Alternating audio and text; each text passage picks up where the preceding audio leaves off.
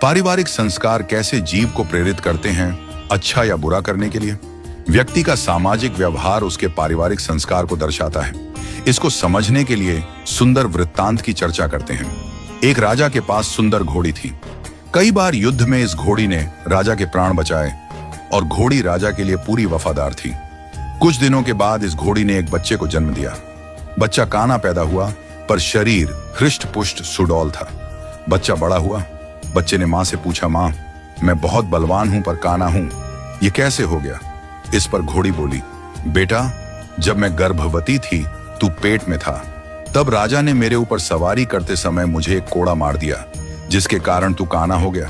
यह बात सुनकर बच्चे को राजा पर गुस्सा आया और मां से बोला, मां, मैं इसका बदला लूंगा।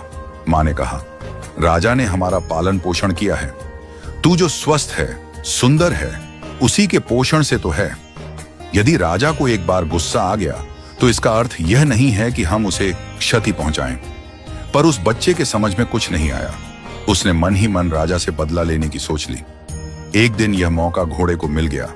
राजा उसे युद्ध पर ले गया। युद्ध लड़ते लड़ते राजा एक जगह घायल हो गया। घोड़ा उसे तुरंत उठाकर वापस महल ले आया। इस पर घोड़े को आश्चर्य हुआ और मां से पूछा, मां, आज राजा से बदला लेने का अच्छा मौका था, पर युद्ध के मैदान में बदला लेने का ख्याल ही नहीं आया और न ही ले पाया। मन ने गवाही नहीं दी। इस पर घोड़ी हंसकर बोली, बेटा, तेरे खून में और तेरे संस्कार में धोखा है ही नहीं।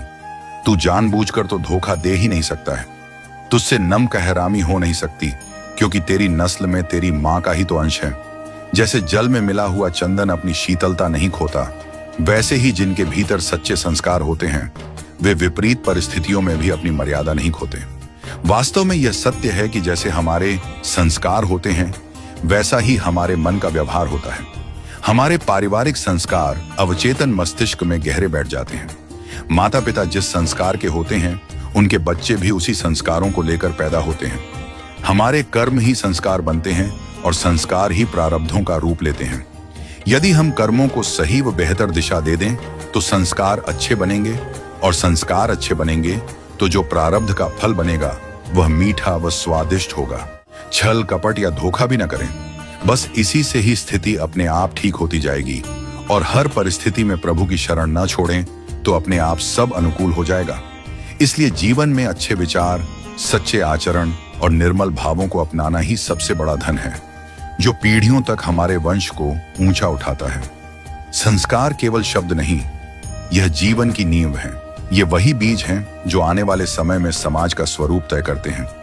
जिस घर में त्याग, सेवा, सच्चाई और करुणा के संस्कार दिए जाते हैं, वहां से निकलने वाले बच्चे समाज के लिए दीपक बनते हैं, जो अंधकार को दूर करते हैं और मानवता की लौ को प्रज्वलित करते हैं।